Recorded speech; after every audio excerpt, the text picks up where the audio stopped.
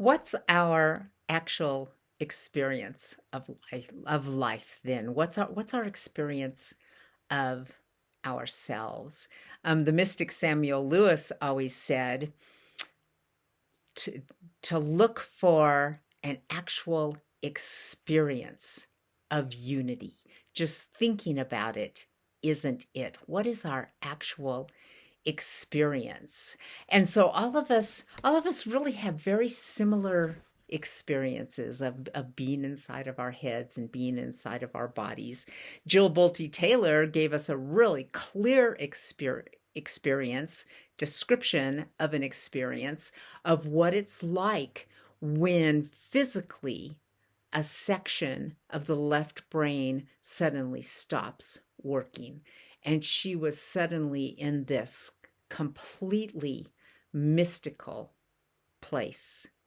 And I think she went through like 8 years of therapy and was able to come back and finally tell us about it. So she was able to physically rebuild that section of her brain so that she had both sides working at the same time.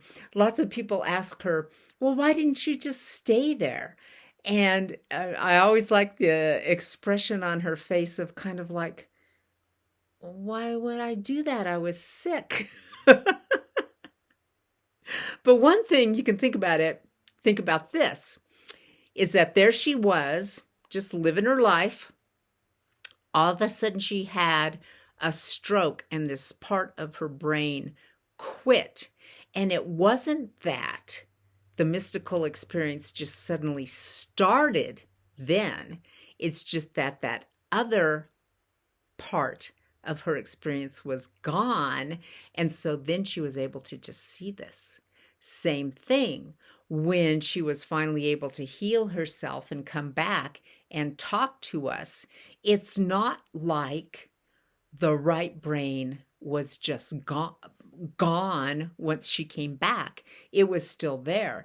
And she has some really interesting stories now about how she sees herself as an integrated whole person with these both of these sides of her brain. And because she's seen both sides are way more conscious than um, probably the rest of us just kind of running around everywhere. This is one of the reasons why meditation and spiritual practices, if done like with the right attitude, not really of finding uh, some special thing, but just exploring yourself, exploring who you are.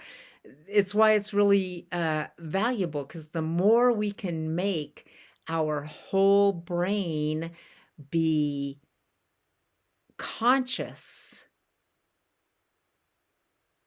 the closer we are going to be able to get to figuring out who we are. So that's why we're looking for consciousness. That's why we're looking for awakening. So, yes, part of that feels like you get your left brain, your yucky brain, under control, but really you kind of bring them both into balance. Um, so much of us really wish that we could just completely shut down that part of our brain. But as Jill Bolte Taylor has told us, you would then be ill. Someone would have to take care of you. You literally can't do anything from that place. So this is interesting. Why does our brain work like this at all? I mean, you think this is kind of a mistake. Like, why did we get made this way? How did that happen? And kind of what went wrong?